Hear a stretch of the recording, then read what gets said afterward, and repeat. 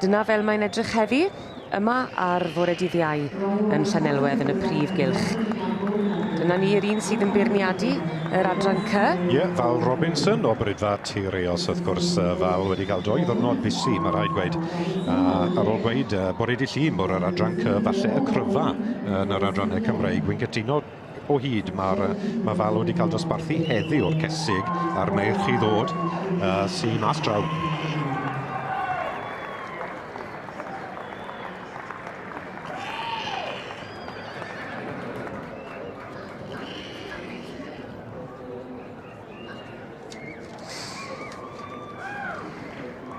Mae'n llyged ni tuag at y de, a mae llyged y beirniad Val Robinson ar gystadleuaeth arbennig iawn hefyd, wrth i ni edrych ar yr adran C.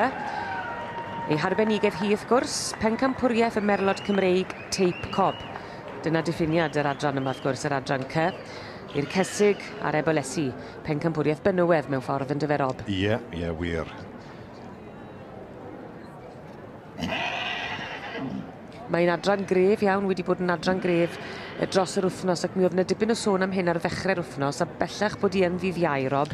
Wyt ti'n cytuno gyda'r hyn? Wi yn cytuno fe welon ni gystadlu bach twym, ac dim fwy poeth na'r dosbarthu sydd wedi achosi'r yn y llydd hyn i ddod i flaen iddyn y gystadleuaeth hyn. Mae hwn yn mynd i fod yn diddorol iawn. Mae Val wedi beirniadu'n benderfynol iawn. Dim lot o drafferth iddi hi, mae wedi cael dosbarthu digon llawn, a mae hi'n gwybod yn bendant beth mae'n edrych am. Bydde ti'n cyn hatgoffa ni o bwy sydd yn mynd i fod yn cystadlu yn y bencampwriaeth yma? Tu flaen i ni nawr yw mennau Lady Constantine. Ac o fewn y cylch ar hyn o bryd, bydd Donis Lily Lôn a T. Cwm Abi Grace. Ond wrth gwrs dyna'r enillydd, ond wrth gwrs fe fydd ambell i ail yn dod i gystadlu fyd. Ond tu flaen i ni nawr T. Cwm Abi Grace, wy'n credu na, Donis Lily Lôn yw hwnna. Mae'r hosglymau allan, wy'n credu. Yr eiliadau ola yna. Wrth i'r beirniad dal i bwyso y mesur, ac i wneud yn siŵr i bod hi yn wneud y penderfyniad iawn iddi hi. Yma am hencampwriaeth benywedd gyda'r adran C. Mae yn cadw pwyso a mesur, dyw Val ddim cweit yn siŵr to. Cadw edrych. A maen nhw'n gwneud pob peth gallan nhw'n dyn nhw'r rhai sydd yn dangos y cesig ar y belesu. I wneud yn siŵr i bod nhw yn canolbwyntio hyd y diwedd. Achos elle hwnna, falle, wneud y gwahaniaeth, falle? Galle wneud y gwahaniaeth i gyd i wedi gwiriau neif. Lle mae'n siarad ar un o'r stwardiad. Mrs Val Robinson fyny yn yr hat ole. Donis Lily Lôn, T. Cwm Abi Grace, mennau Lady Constantine yn y llydd ar dosbarthu cesig. Wy'n credu bod ni yn agosau. Wy'n siŵr weles i Mrs Val Robinson yn cyffwrdd i het.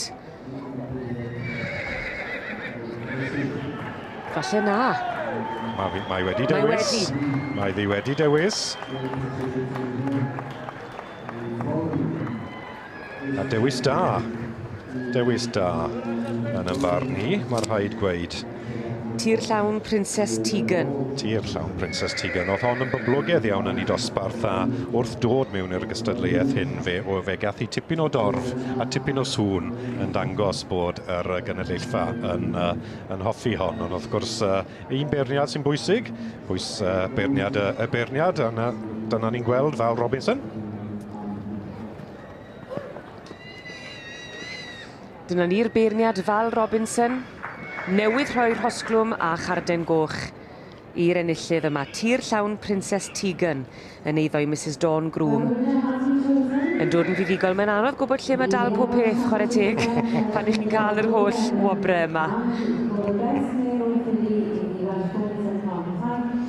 Yr ail wobr. Ac yn ail ar hyn o bryd, wy'n credu taw Donis Lily Lôn i hyn. Gewn ni checko'r numbers bach yma. Donis Lily Loney. Mrs Jackie Kirk, ffrind môr i fi.